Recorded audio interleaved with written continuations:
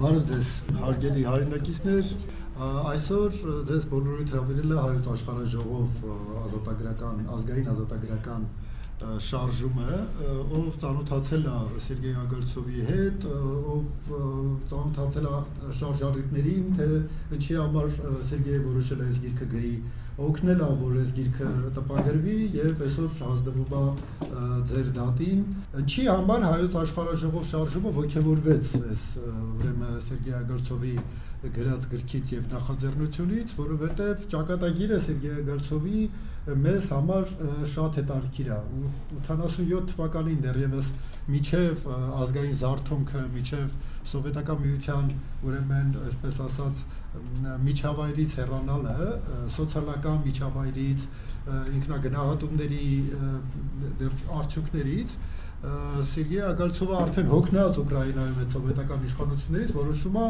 հեռանալ հայրենիքից, որոշում է հեռանալ եւ ուրեմն գնալ այնպիսի մի տեղ, որտեղ քիչ-քիչ այդ սովետական կարգերը թույլ են արտահայտված եւ ուրեմն ճակատագրի բերումով գուցե ինքը կասի, թե ինչի հատկապես եկավ Բաքու եւ որոշեց, որ Բաքվում Ադրբեջանում կառուցել հետագա կյանքը եւ այստեղ բախտի բերմամբ թե պատահմամբ ադրբեջանական մի պաշտոնյայի մոտ է հայտնվում, որը խորհուրդ է տալիս Սերգեյին նկատի ունենալով, որ ինքը քրիստոնյա է, գնա Ադրբեջանի հատկապես այն քրիստոնյա մասը եւ այդտեղ փորձի իր կյանքի մնացած մասը դասավորել եւ այդպես հայտնվում է Սերգեյ Ագարցովը Լեռնային Ղարաբաղում եւ հատկապես ուրեմն ուղեգրում են իրեն Ասկերան եւ Ստեփանակերտ, որից հետո ուղեգրում են Ասկերան եւ ինքը հայտնվում է Սեյդիշեն գյուղում եւ որտեղ սկսում է նոր կյանք, ամենևին նոր կյանք, որովհետեւ Իվանո-Ֆրանկովսկը, որտեղ ինքը ծնվել մեծացել էր եւ ուրեմն Ասկերանի Սեյդիշեն գյուղը հավատալ երևի ընդհանուր եզրերը ավելի քիչ էին, քան թե ընդհանրությունները, չնայած նույն սովետական երկիրներ։ Եվ այստեղ ուրեմն ինքը ապրում է, աշխատում է դպրոցում աշխատելու ժամանակ, աստորեն ուսմասվարը ինչքան ես հասկանում եմ, ինչքան հիշում եմ, ուրեմն միջամտում է ճակատագրին Սերգեյի եւ ուրեմն ամուսնանում է։ Կնոջ պահանջով տեղափոխվում են իհարկե իրենք Ստեփանակերտ, որովհետեւ ուրեմն գյուղական կյանքը այլևս ընտանիքի համար ավելի ծանր ընթացք պետք է ունենար եւ մնացած կյանքը դասավորվում է Ստեփանակերտում։ Ստեփանակերտից հետո իհարկե քաղաքը եւ գյուղը տարբեր բաներ են։ Սերգեյի մոտ ինքնուրույն տպավորությունները ավելի շատ գյուղի հետ էին կապված եւ ինքը որոշում է գնա եւ բնակությունը հաստատում Բերձորի Եզնագոմերում կառուցում է նոր տուն եւ այստեղ գրքում այդ շարադրանքը, որը նկարագրում է Եզնագոմերը եւ Եզնագոմերի բնությունը, այնպեսին է, ոնց որ ինչը ես հանդիպել եմ մեկ էլ Խաչատուր Աբովյանի ուրեմն գրվածների մեջ, հա, բնության նկարագիրը եւ հեշտապատահական չէր, որ Սերգեյ Դե ես ճիշտ ասած Խաչատուր Աբովյանին հիշեցի, արևածագի իր ուրեմն նկարագիրը եւ Սերգեյը անգամ որոշում է, որ բավարար է դեգերել աշխարհով եւ ինքը գտել է այն իր կյանքի ավարտը, ուրեմն տեղը, որտեղ որ ինքը պետք է ավարտի իր կյանքը։ Եվ այստեղ պատերազմը միջամտում եւ ոնց որ ինքն ասում, «Все побежали, я побежал», մի խոսքով գալիս է էլի Ստեփանակերտ, բայց այդ ապրումները, որ ինքը պետք է թողներ Եզնագոմերը եւ գար Ստեփանակերտ, արդեն այն կշիռը կյանքի, որ ինքը ստացել էր Եզնագոմերում, արդեն հնարավորություն չեն տալիս, որ ինքը նորից լքի այդ Ստեփանակերտը եւ ինքը որոշում է, որ այլևս վերջ։ Ես ինչքան հասկացել եմ գրքից, այլևս վերջ, ոչ միտեղ էլ գնալ չկա, ով էլ ուզում է գա տիրապետելու այդ աշխարհը Ղարաբաղի Ադրբեջանը կլինի թե ով կլինի, ինքը պետք է մնա այդ աշխարհում եւ այնտեղից ելք չկա։ Բայց այդ համոզմունքը, ուրեմն համոզմունքը հնարավորություն տալիս իրար դիմանալ ընդամենը 8 ամիս, ինչ է նոր ապացույց է, որ ադրբեջանական տիրապետման տակ մնալը դա ուրեմն վեր է ընդհանուր առմամբ մարդկային նկարագրից, այն ինչ որ կատարվում է ադրբեջանական տիրապետման տակ հնարավոր չի անգամ ուրեմն տանել ոչ միայն հայ մարդուն, այլև ցանկացած ազգության պատկանելիությանը։ Իմ մոտ այդպիսի տպավորություն է եւ ուրեմն այս ամբողջ նկարագիրը նկատի ունենալով մենք որոշեցինք, որ այս գիրքը պետք է լինի նաեւ տպագիր, էլեկտրոնայինից բացի պետք է լինի տպագիր եւ ուղղված պետք է լինի լայն հանրության։ Ընդհանուր առմամբ կարծում ենք, որ ինչի համար մենք սա շտապեցինք եւ պրեզենտացիան արեցինք ընտրություններից առաջ, որովհետեւ ուրեմն ներկայիս հայկական իշխանությունների պրոպագանդան, ասես ասեմ, ուրեմն այլ բառ ուղղակի չեմ գտնում, պրոպագանդան ուղղված է հենց դրա, որ պետքա ուրեմն մենք ադրբեջանցիների հետ ունենանք համակեցություն, ուրեմն պետք է ունենանք հանդուրժողականություն եւ պետք է վերադառնանք 36 տարի ուրեմն առաջվա իրականությանը եւ մենք ապրել ենք ադրբեջանցիների հետ եւ հնարավոր է ապրել ադրբեջանցիների հետ առանց հաշվի առնելու իմ քաչ համոզմամբ, որ Ադրբեջանն էլ է ուրիշ, ադրբեջանցիներն էլ են ուրիշ, միջազգային հանրությունն էլ է ուրիշ եւ ուրեմն միջազգային հանրության համար ավելի շատ հասկանալի է ադրբեջանական նկատողները, քան թե հայկական պահանջները իրիկնության պահպանման։ Ես կարծում եմ, որ գիրքը եւ այն նարատիվները, որ ունի գիրքը, շատ ուրեմն համահունչ է այսօրվա քաղաքական իրականությանը եւ դրա համար մենք շտապեցինք գոնե 2 օր առաջ ընտրություններից, բայց այսօր անել պրեզենտացիան եւ ամբողջ ուրեմն հայ հասարակությանը հաղորդել մեր անհանգստությունները։ Մենք համարում ենք, որ Սերգեյ Էգոլցովի նկարագրած ուրեմն 23 թվականին ադրբեջանական տիրապետությունը դա հենց այն ապագան է, որը մեզ նկարագրում է, թե ինչ ապագա է մեզ սպասում ադրբեջանցիների հետ համակեցությանը հանդուրժողաբար վերաբերվելու դեպքում։ Մեզ ներկայացված ահագապական եւ այսօր մեր միջոցով ձեզ ներկայացվում է այն հնարավորությունը, որ մենք կարող ենք գնահատել այդ ապագան ընդունելու համար մեզ թե չէ։ Այդ հնարավորության համար է, որ մենք հրավիրել ենք այսօր այդ հնարավորությունը կշռադատելու համար է, որ մենք հրավիրել ենք այսօր Սերգեյին Ագալցով եւ խնդրում ենք շնորհակալություն ենք հայտնում իրեն դրա համար, այս գրքի ուրեմն գրելու, տպելու եւ այդ ամբողջ իր մտահոգությունները եւ մտահոգությունները մեզ փոխանցելու համար։ Շնորհակալություն։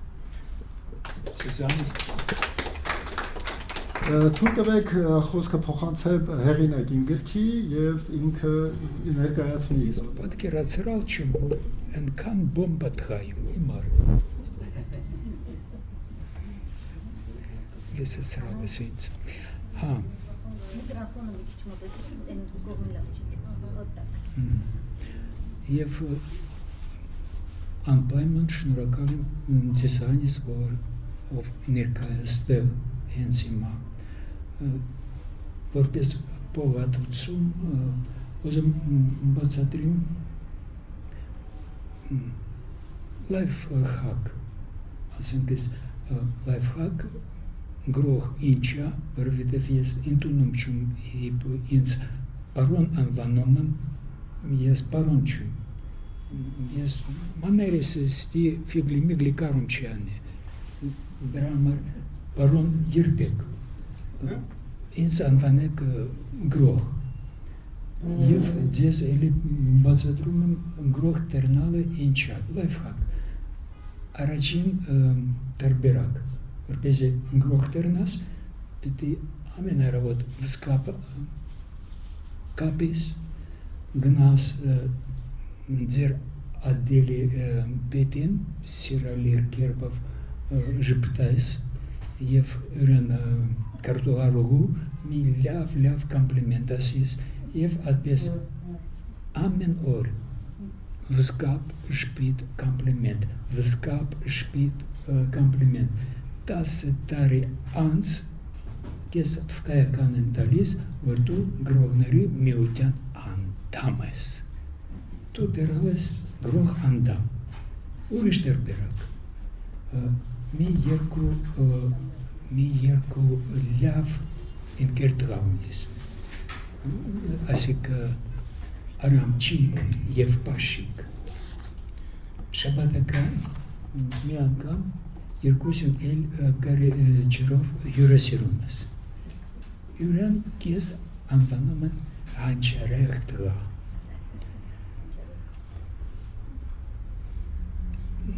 Կալիֆորնիայից Երևան քաղաք կյամը մի աղջիկ։ Իրան այցելու իրան բաբո շնգավիտ ռայոնում և լսելով, որ դու հանճարեղ տղա ես, սիրահարվում է, դա բնական օրենք, բնության օրենք է, որովհետև աղջիկների անջուկներով սիրահարվում են։ Աղջկան ծնողները դուզեցնում են կանանչ կարպ, տեղափոխում ես Կալիֆորնիա, սկսում ես տաքսավատ անել և ամեն մի պասաժիրի պատմում ես, որ դու 42% կովեբը, որ անում է Երևանի մերնա ու վերջ։ 5 տարի անց Զարգլեն բելը կես չնաչումը որպես տաքսիստ գրող պրծալ։ Բայց ինձ բաղթը բերալը, ես ընկալ եմ Ստեփանակեր 12 ժամին և ուրիշ կերպ զորյալ եմ և ես ինքնակոչ գրող եմ։ Ինձ объявлять են մարալ, որ գրող եմ։ Արդյունքում 10 տարվա ընթացքում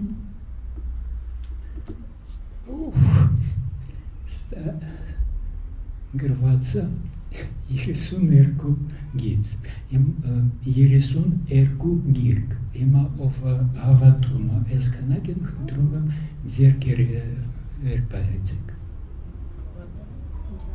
Ով հավատում է ձերքերը վեր բարձր։ 10 տարվա ընթացքում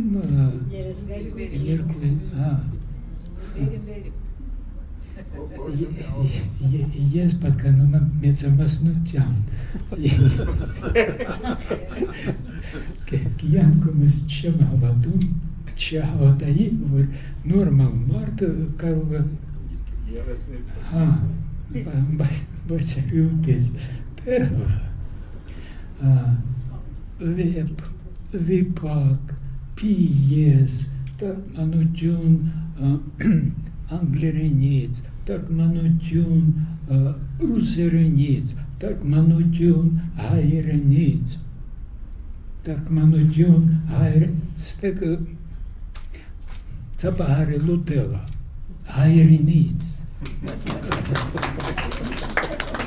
Ծապել, գրմել, նե գրում է ծապել։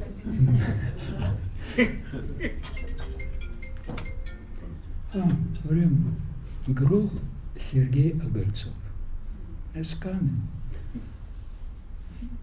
և այսօր պարոն Բախշյանի շնորհիվ ներկայացվում է իմ կյանքում առաջին տպված գիրք, որովհետև այն 32 լող էլեկտրոնն օնլայն։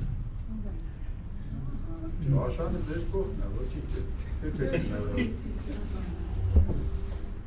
Անցնում եք ես գրքի բավանդակության։ Առաջին մասը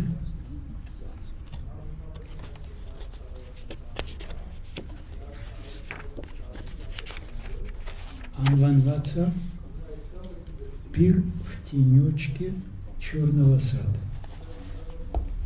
Эта часть написана в стиле потока сознания. Этот стиль вошел в моду 100 лет назад. До этого мода была другая. Раньше писали так. Он налил, Он выпил, он крякнул. Все. Поток сознания то же самое действие описывает изнутри того, кто производит это действие. То есть описывает это его мыслями. Опять стакан немытый. Еще и муха плавает. Ничего, будет закуска. Приходится напрягаться, чтобы понять, о чем вообще речь. Первая часть здесь написана изнутри человека, который пришел во время блокады в бесплатную столовую, где кормят детей до 15 лет и престарелых после 65 лет. И вот он пришел, он это все видит, он тут кушает и думает разное всякое. Думает всю первую часть.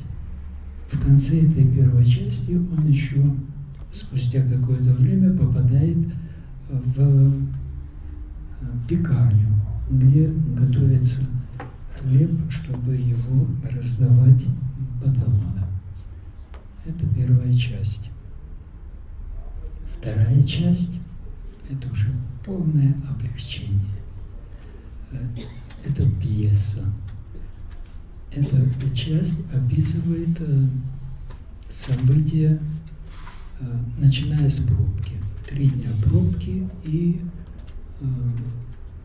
вплоть до последнего каравана автобусов из Гориса, который приехал забрать тех беженцев, у кого нет своих средств передвижения, включая тракторы, Беларусь, включая автокраны, ничего нет. Вот только 2 мешка вещей и ноги. Вот за ними приехал этот караван, чтобы вывезти, чтобы никого не осталось. Пьесу уже легче воспринимать, тут меньше напряжения на читателя. Благополучно закончилась. 3-я часть называется, вторая часть называется «Финишный рывок». Я не вижу, чтобы сейчас показать эту, а сам я вышел куда-то, чтобы показать, как название этих частей. Но не важно. И 3-я часть называется «Словечко за тех, кто тяжел на подъем». То есть те, которые не покинули Степанакерт, это 15 человек, армян. Фред? Да, Фредик. Фредик это самый популярный среди нас. 15 армян, хотя один из них не армянин, а армянин. И они тяжелы на подъем, чтобы вместе со всеми покинуть. И здесь описываются личные мои впечатления за эти 8 месяцев и что конкретно привело меня через 8 месяцев обратиться к тем, кто присматривал за 15, чтобы меня вывезли в Армению для воссоединения с семьей. Где-то так. На сегодня хватит. Дальше вопросы. Книга представлена. Вопросов нет. По процедуре сейчас слово имеет ընկեր մեր։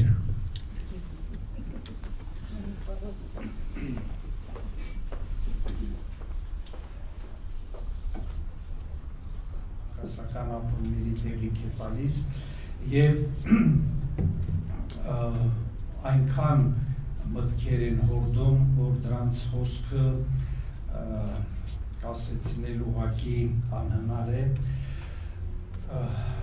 այս մի փոքր հուզական խոսքից հետո ուզում եմ որպես պատմաբան գնահատել ընկեր Ագայլցովի աշխատանքը։ Ուզում եմ ներկայացնել մի գիրք, որի մասին խոսելը իրավի հեշտ չէ։ Ոչ թե այն պատճառով, որ այն բարդ է, այլ որովհետև այն պատմում է մի իրականության մասին, որը մեզանից շատերը դեռ չեն հասցրել ամբողջությամբ գիտակցել, ընկալել և ներքինացնել կամ անցկացնել սրտի միջով։ Սերգեյ Ագայլցովի սգերք կամ սգո երգ արմատային համակարգի համար, չգիտեմ ինչքանով է հաջող այս թարգմանությունը, գիրքը իմ համոզմամբ պարզապես գեղարվեստական կամ ուշագրական ստեղծագործություն չէ։ Այն միաժամանակ վկայություն է հոգեբանական փաստաթուղթ, ժամանակի արձանագրություն և մարդկային դիմադրության յուրօրինակ տարեգրություն։ Արցախի մասին վերջին տարիներին գրվել են բազմաթիվ հոդվածներ, հրապարակումներ, քաղաքական մեկնաբանություններ, ռազմական վերլուծություններ։ Սակայն Ագայլցովի գրքի արժեքն այն է, որ այն չի պատմում պատերազմի կամ դիվանագիտության մասին, այն պատմում է մարդու մասին։ Մարդու, որը կանգնած է հացի հերթում։ Մարդու, որը շրջափակման պայմաններում փորձում է մի կտոր հացը բաժանել երկու օրվա միջև։ Մարդու, որը գիտակցում է, որ իր աշխարհը փլուզվում է, բայց շարունակում է դիտարկել, հիշել, համեմատել, մտածել և գրի առնել։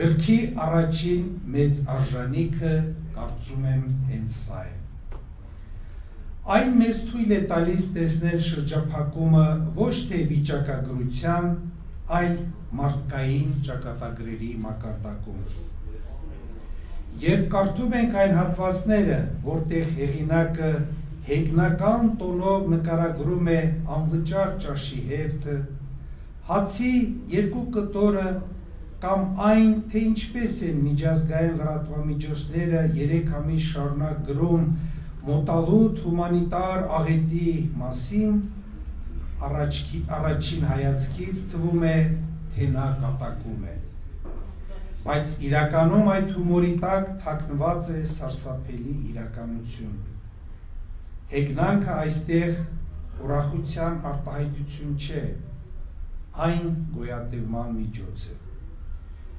Երբ մարդն այլևս չի կարող փոխել իր շուրջ կատարվող իրադարձությունները, նա փորձում է պահպանել առնվազն իր մտածողության ազատությունը։ Այդ պատճառով գրքում այդքան շատ են սարկազմը, բառախաղերը, թեմայից թեմա անսպասելի անցումները։ Սրանք պարզապես գրական հնարքներ չեն, սրանք հոգեբանական ինքնապաշտպանության ձևեր են։ Հեղինակը կարծես ասում է. դուք կարող եք վերցնել իմ քաղաքը, կարող եք վերցնել իմ տունը, բայց դեռ չեք վերցրել իմ մտածելու իրավունքը։ Եվ հենց այստեղ է գրքի երկրորդ կարևոր շերտը։ Այս գիրքը գրվել է ոչ թե հանգիստ աշխատասենյակում, այլ շրջափակված Ստեփանակերտում, այնուհետև արդեն հայաթափված և օկուպացված քաղաքում։ Այն գրվել է այնպիսի պայմաններում, երբ հեղինակի յուրաքանչյուր օրը լցված էր անորոշությամբ։ Մենք չենք կարող ճշգրիտ չափել, թե ինչ հոգեբանական ծանրաբեռնվածություն է ապրել մարդը նման իրավիճակում։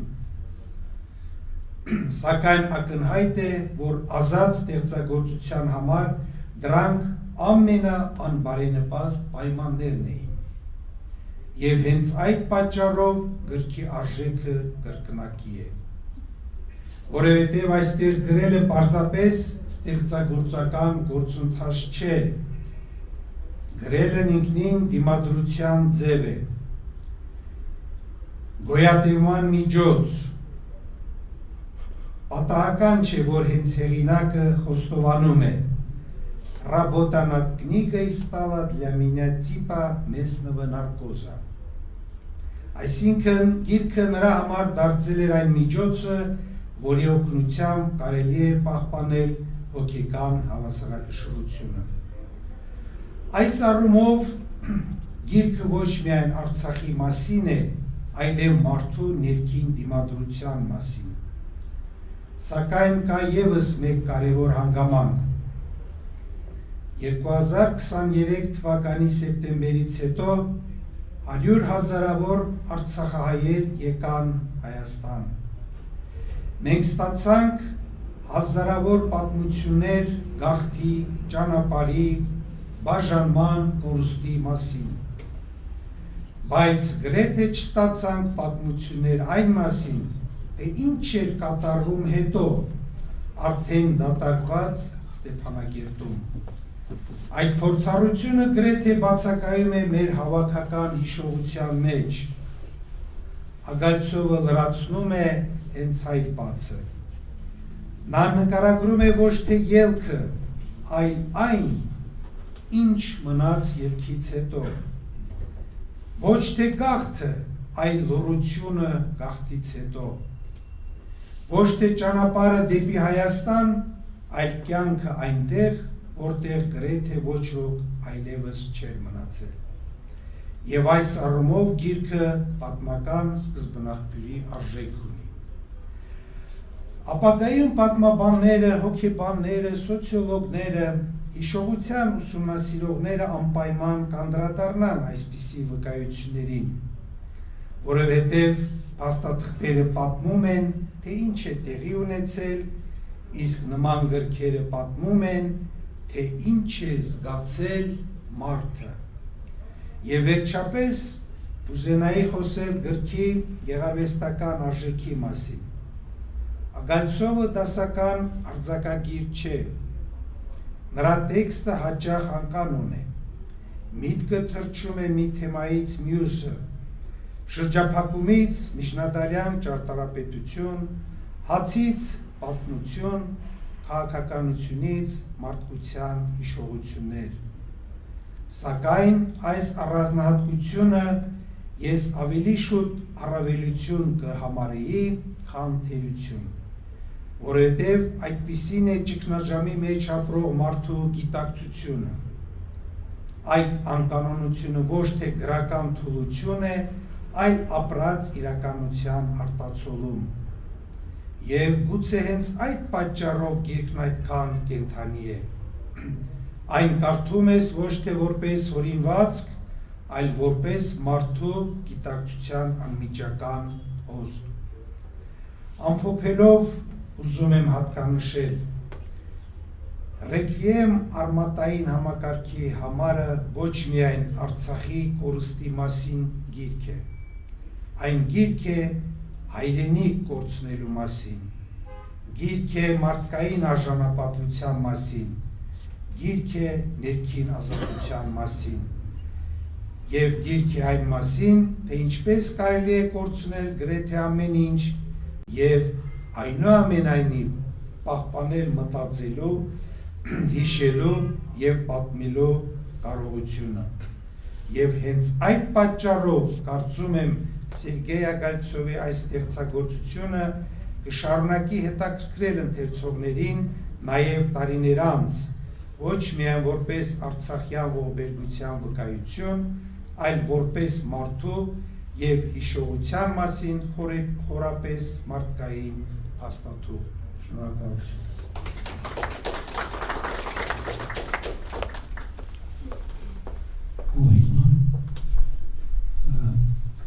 ez întâlniți առաջարկում եք մի քանի կտրվածք ըս ռուսերենով Անդրանիկ խնդրեմ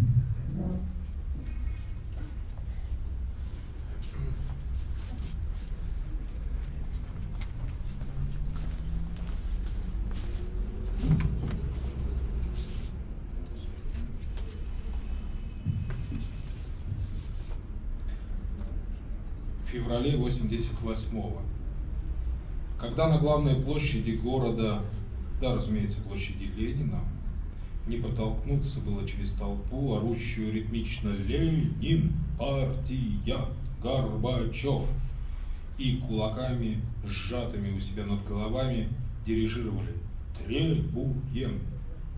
Требовали не того, чтобы и Горбачев на эту трибуну выступить взобрался, нет, конечно же.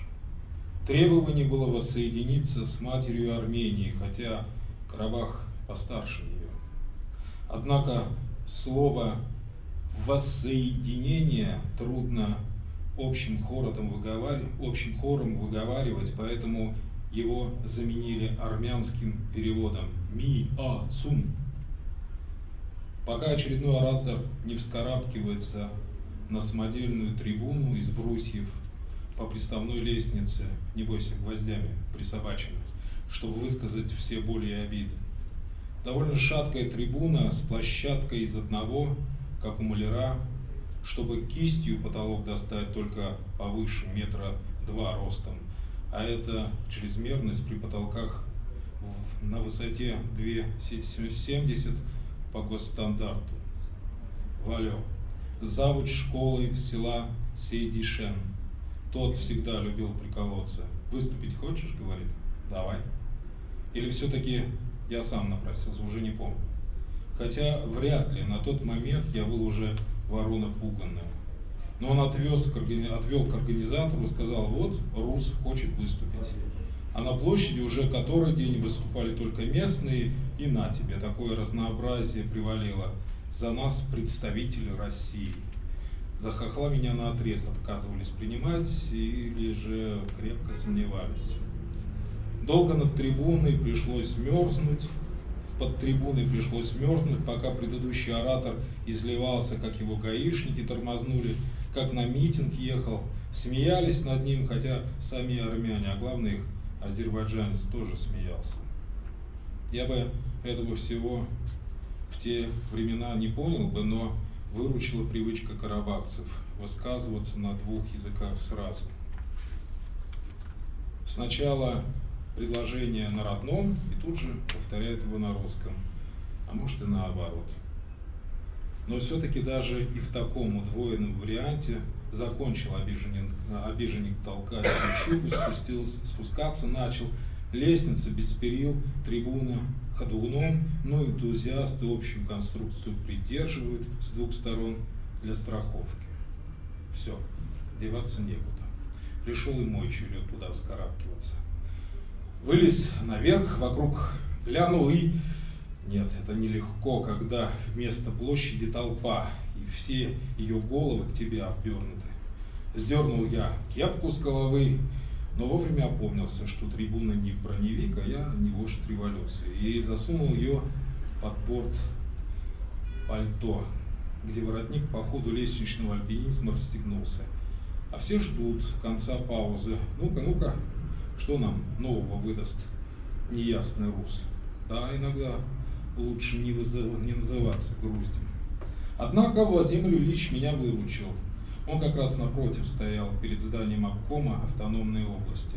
Раскрепощенно так стоял, пальто совсем нараспашку и пиджак тоже, до самого жилета от костюма тройка. На голове, как полагается, лысина, а ростом с 2-этажный дом.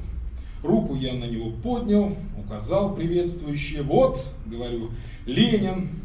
Он чему учил освобожденный труд в отдельно взятой стране, которая не стала дожидаться всемирной революции, а начала свои эксперименты в одиночку. Он говорил, что все, пусть хоть и отдельный человек, хоть нация, имеют право на самоопределение, чтобы жить, как сами считают правильным. Да черта с два, он говорил такое. Но мне же надо было что-то площади сказать. В межнациональные претензии я не вдавался, мне и своих обид хватало, хоть я и убеждал, что от СССР аж в Закавказье рванул, но меня и тут достала эта ложь. Вчера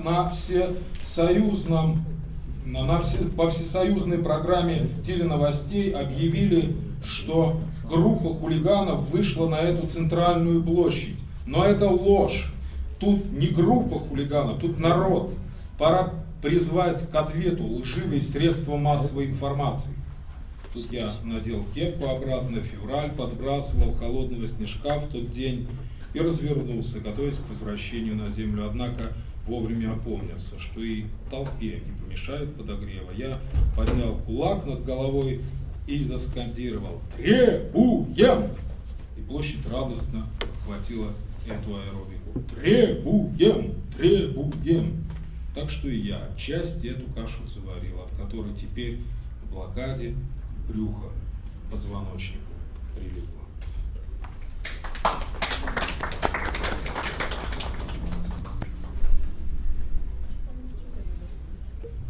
Армянские горы, на них это рубежи, на них вершатся судьбы. Также случилось и с будущей книгой Сергея Огольцова. На вершине горы Гутан Сергей познакомился со своим будущим издателем Арташесом Георгиевичем Бахшаном. И уже через неделю книга увидела свет. И это говорит о том, что Арташес Георгиевич Бахшан, он настоящий патриот. Он настоящий патриот своей родины, Армении, Нагорного Карабаха. И поэтому особенно символично, что вот там, на вершине горы, каждая вершина — это рубеж. И Армения настолько маленькая, что терять каждую вершинку — это для Армении очень больно, это катастрофически больно. И когда Арташес Георгиевич издал эту книгу, это будущий вклад, это вклад в будущую историю. Это важное свидетельство, что о том, что произошло, о том, как мы шли к этой трагедии, и о том, как увидел Нагорный Карабах последний житель этой земли, это вклад в будущее. Потому что, вот вспоминая историю, в советское время было не принято говорить об армянском геноциде. Говорили намеками, говорили там черная книга, там черные страницы истории. Но время все расставило по своим местам. И армянский геноцид в Османской империи и Младотурецкой республике назвали геноцидом. То, что произошло с Нагорным Карабахом, еще придет время, придет оценка того, что произошло, и это тоже назовут геноцидом, и виновные должны быть наказаны. И вот это свидетельство, которое издание этой книги, а любая книга — это важное свидетельство, и мы сейчас с вами являемся свидетелями, извините за тавтологию, этого важного явления, которое маленький кирпичик, который станет основой того, что придет время, и все встанет на места, и виновные будут наказаны. Елена Шуваева. На самом деле, это она познакомила Арташеса с книгой, со всей этой историей.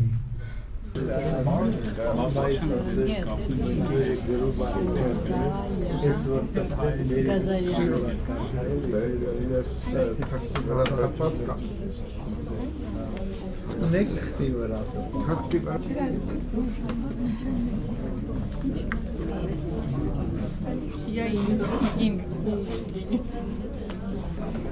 Нужно еще.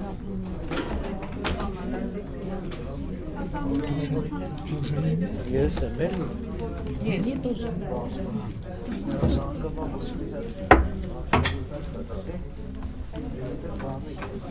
Спасибо большое.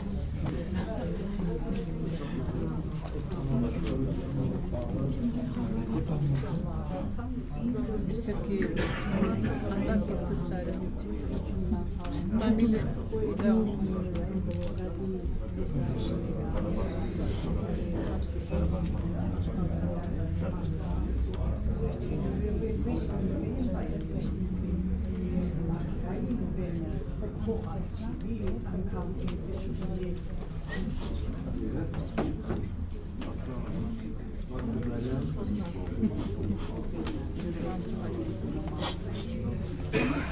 Чай.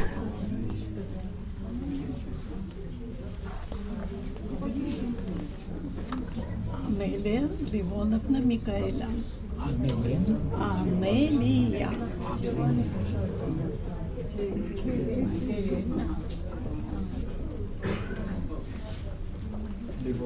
Ливоновна Микаэля.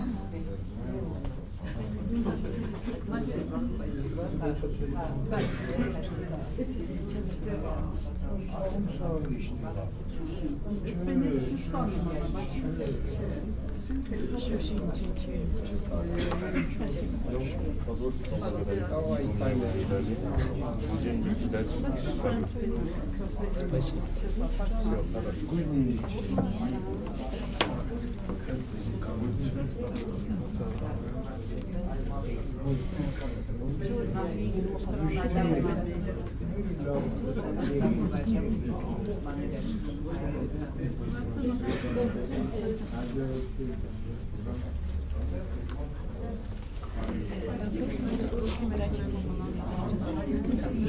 Вопросы после прочтения.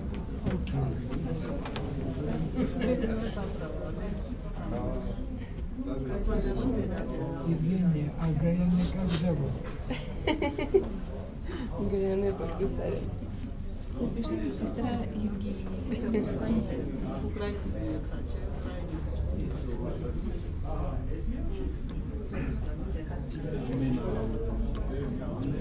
Поздравляю, дети.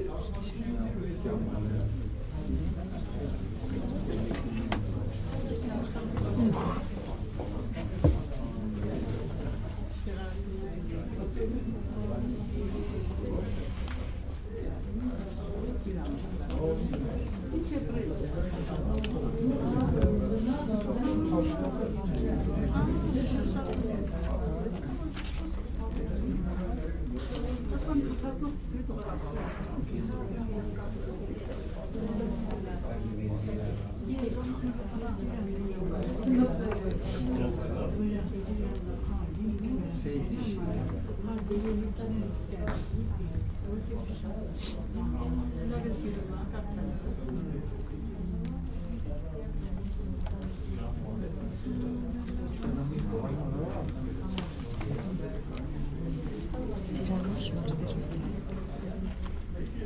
Спасибо вам за книгу. Очень важная книга.